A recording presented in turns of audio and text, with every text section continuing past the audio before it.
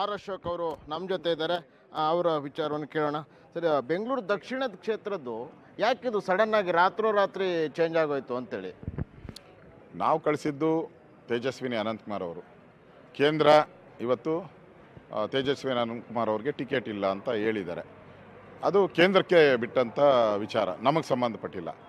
ಆದರೆ ನಮ್ಮ ರಾಷ್ಟ್ರೀಯ BJP ನಾಯಕರು, ಅಧ್ಯಕ್ಷರು ಇರ್ಬೋದು, ಪ್ರಧಾನಮಂತ್ರಿಗಳಿರ್ಬೋದು, ನಮ್ಮ ಕೋರ್ ಕಮಿಟಿ ಯಾರು ತೀರ್ಮಾನವನ್ನು ಮಾಡಿದ್ದಾರೆ ಆ ಅಭ್ಯರ್ಥಿಯ ಪರವಾಗಿ ನಾವೆಲ್ಲರೂ ಕೆಲಸ ಮಾಡ್ತೀರಿ. ಯಾವುದೇ ರೀತಿ ಗೊಂದಲ ಇಲ್ಲ. ಅಲ್ಲ, ನೀವೆಲ್ಲರೂ ಕೂಡ ಸೇರಿ, ಯಾಕಂದರೆ ಆ ಸಂದರ್ಭದಲ್ಲಿ ನಾನು ಕೂಡ ಬಂದಿದ್ದೆ, ಅಲ್ಲಿ ನೇರ ಸಂದರ್ಶನದಲ್ಲೂ ಕೂಡ ನೀವೆಲ್ಲರೂ ಕೂಡ ಮಾತಾಡಿದ್ರಿ. ಎಲ್ಲ ಶಾಸಕರುಗಳು ಸೇರಿ ಎಲ್ಲ ಒಮ್ಮತ ನಿರ್ಧಾರವನ್ನು ಕೈಗೊಂಡು, ಅದು ಏನಂದರೆ ಒಂದು ನಿರೀಕ್ಷೆ ಇತ್ತು, BJP ಪಟ್ಟಿ ಬಿಡುಗಡೆ ಆದಂಥ ಸಂದರ್ಭದಲ್ಲಿ ಬೆಂಗಳೂರು ದಕ್ಷಿಣ ಕ್ಷೇತ್ರದ ಮೊದಲು ಹೆಸರು ಫೈನಲ್ ಆಗುತ್ತೆ ಅಂಥೇಳಿ. ಕೊನೆ ಕ್ಷಣದ ತನಕ ಕೂಡ ಹೆಸರು ಪ್ರಕಟ ಮಾಡಿಲ್ಲ. ಈಗ ಏಕಾಏಕಿ ತೇಜಸ್ವಿ ಸೂರ್ಯ ಅವರ ಹೆಸರು ಪ್ರಕಟ ಆಗಿರುವಂಥದ್ದು ಸಾಕಷ್ಟು ಗೊಂದಲಕ್ಕೆ ಕಾರಣ ಆಗೋದಿಲ್ವಾ ಅಂತ ಅಲ್ಲಿ ಕಾರ್ಯಕರ್ತರಲ್ಲಿ? ಈಗ ಸಾಕಷ್ಟು ಜನ ಪ್ರತಿಭಟನೆ ಕೂಡ ಮಾಡಿದ್ರು ಇವತ್ತು.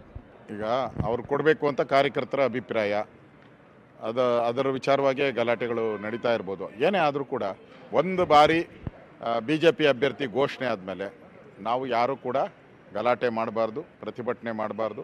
ಯಾವ ಅಭ್ಯರ್ಥಿಯನ್ನು ಕೊಟ್ಟಿರ್ತಾರೆ ಅವ್ರ ಪರವಾಗಿ ಕೆಲಸ ಮಾಡಬೇಕು. ಇದು ನಾನು ನಮ್ಮ ಕಾರ್ಯಕರ್ತರಿಗೆ ಹೇಳುವಂಥ ತಿಳಿ ಮಾತು. ಈಗ ಬೆಂಗಳೂರು ಗ್ರಾಮಾಂತರದ್ದು ಕೂಡ ಅದೇ ರೀತಿಯಾಗಿದೆ, ಅಭ್ಯರ್ಥಿಗಳೇ ಸಿಗಲಿಲ್ಲ ಅವರಿಗೆ. ಹಂಗಾಗಿ ಕೊನೆ ತನಕ ಕೂಡ ಕಾದು ಒಂದು ಮಾತನ್ನು ಈಗ ಮುಖ್ಯಮಂತ್ರಿಗಳು ಕೂಡ ಹೇಳಿದ್ರು, DK ಶಿವಕುಮಾರ್ ಅವರು ಕೂಡ ಹೇಳಿದ್ರು. ಯಾರೋ ಕುಸ್ತಿ ನೋಡೋದಕ್ಕೆ ಬಂದಿದ್ರು, ಹಿಂದ್ಗಡೆಯಿಂದ ಯಾರೋ ತಳ್ಳಿಬಿಟ್ರು, ಅವರೇ ಹೋಗಿ ಇವತ್ತು ಅಭ್ಯರ್ಥಿ ಆಗುವಂಥ ಪರಿಸ್ಥಿತಿ ಆಗಿದೆ BJPಗೆ ಅನ್ನುವಂಥ ಮಾತನ್ನು ಹೇಳಿದ್ದಾರೆ. ಏನು ಹೇಳ್ತೀವಿ? ಅವ್ರಿಗೂ ಅಭ್ಯರ್ಥಿ ಇದ್ದಿದ್ರೆ, ಸರಿಯಾಗಿದ್ದಿದ್ರೆ ಕೊನೆ ದಿನ ಅವ್ರು ಯಾಕೆ ನಾಮಿನೇಷನ್ ಮಾಡ್ತಾಯಿದ್ರು? ಅವ್ರು ಮಾತ್ರ ಕೊನೆ ದಿನ ಮಾಡ್ಬೋದು, BJP ಮಾತ್ರ ಮಾಡೋಂಗಿಲ್ವಾ? ಫಸ್ಟು ಅವ್ರ ಅಭ್ಯರ್ಥಿಗಳನ್ನ ಕೊನೆಯ ದಿನ, ಇನ್ನು ದೇವೇಗೌಡರಿಗೆ ಯಾವ ಸ್ಥಳ ಅನ್ನೋದು ಗೊತ್ತಿಲ್ಲದೆ ಓಡಾಡ್ತಾ ಇದ್ರು ಒಂದು ತಿಂಗಳು. ಅಭ್ಯರ್ಥಿಗಳಿಲ್ದಿರ ಅವ್ರನ್ನ ಯಾರು ತಳ್ಳಿದ್ರು? ದೇವೇಗೌಡ್ರನ್ನ. ಕುಸ್ತಿ ನೋಡೋಕೆ ಬಂದವರು ದೇವೇಗೌಡ್ರನ್ನ ತಳ್ಳಿಬಿಟ್ರಾ? ಫಸ್ಟ್ ಬುದ್ಧಿ ಕಲ್ತ್ಕೊಂಡು ಕೇಳಿ ಅವ್ರು. ಈಗ ಗ್ರಾಮೀಣ ಭಾಗದಲ್ಲಿ ಗೆಲ್ಲುವಂಥ ಬರೀ ಮೋದಿ ಅಲೆ ಒಂದೇ ವರ್ಕೌಟ್ ಆಗುತ್ತೋ ಅಥವಾ ಬೇರೆ ಏನಾದರೂ ಪ್ರೋಗ್ರಾಮ್ಗಳಿದ್ದಾವೆ ತಮ್ಮದು?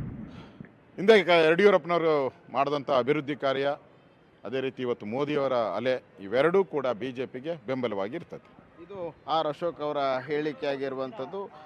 ನಾವು ಯಾವುದೇ ರೀತಿಯ ಗೊಂದಲಗಳಿಲ್ಲ, ಇಲ್ಲಿ ಅಭ್ಯರ್ಥಿ ನಿರ್ಣಯ ಆಗಿತ್ತು. ನಾವು ಕೊನೆ ದಿನ ಒಂದು ನಾಮಪತ್ರ ಸಲ್ಲಿಕೆಯನ್ನು ಮಾಡಿದ್ವಿ. ಅದೇ ರೀತಿ ಬೆಂಗಳೂರು ದಕ್ಷಿಣದಲ್ಲೂ ಕೂಡ ಯಾವುದೇ ರೀತಿಯ ಗೊಂದಲ ಇಲ್ಲ, ನಾವೆಲ್ಲರೂ ಒಟ್ಟಾಗಿ ಅಭ್ಯರ್ಥಿಯನ್ನು ಗೆಲ್ಲಿಸ್ತೇವೆ ಅನ್ನುವಂಥ ಮಾತನ್ನು ಹೇಳಿದ್ದಾರೆ. ಕ್ಯಾಮ್ರಾ ಪರ್ಸನ್ ರಮೇಶ್ ಜೊತೆ ಪ್ರವೀಣ್ ರಾವ್, ಪವರ್ TV, ರಾಮನಗರ.